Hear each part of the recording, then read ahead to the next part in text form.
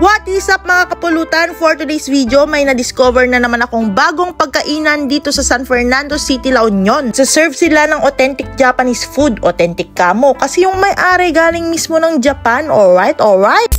Andito tayo ngayon sa Elius Food Park located sa San Fernando City, La Union para tigman ang the newest Japanese food stall in town. Dito lang sila sa may corner banda and makikita nyo agad yung menu nila. Merong ramen, donburi, maki at marami pang iba. Nagkikater din sila. Kung gusto nyong i-contact, ito ang FB page ng Darumaya Japanese Cuisine. Pero syempre kailangan muna nating matikman kung masarap ba talaga yan. Cravings din kasi ako ng ramen for today's video kaya umorder ako nitong Tantan Men. Masasabi mong masarap ang isang ramen kung masarap ang sabaw. At pasok yung ramen nila doon dahil napaka-rich ng flavor. Napaka-nutty, creamy, at saktong-sakto lang yung spiciness. At yung meat sa sobrang tender kahit wala kang ngipin, kaya mo tong kainin. Sasabi mo ding perfect yung ramen kung tamang-tama lang yung pagkakaluto ng noodles. Hindi undercook at hindi overcook. Syempre, kailangan perfect din yung ating tamago or yung soy marinated eggs. Isa to sa mga nagpapa-perfect sa lasa ng ramen. Solid yung ramen nila dito mga kapulutan. Must try. Approve kay pulutan ng ina mo. Alright.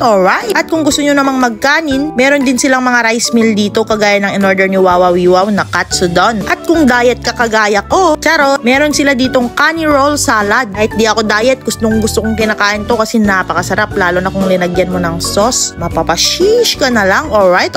Isa din sa nagustuhan ko yung tempura nila. Kahit di makapal yung breading, napaka-crispy. Must try din ito sa menu mga kapulutan. Meron din sila ditong gyoza na napaka-juicy, hindi dry sa loob. Tapos i-dip nyo pa sa kanilang napakasarap na dipping sauce. Mapapashish ka na lang. Marami din pala kayong pagpipilian na maki rolls dito mga kapulutan. Nabitin lang ako sa may soy sauce pero pwede naman sigurong mag-request ng extra. All in all, napakasarap ng mga food dito sa Darumaya Japanese Cuisine located sa Elius Food Park. Binigyan pa kanila ako dito ng loyalty card. Para sa aking 10th purchase, meron akong free ramen. Ayun lang mga kapulutan, wala na naman kaming masabi kundi alright.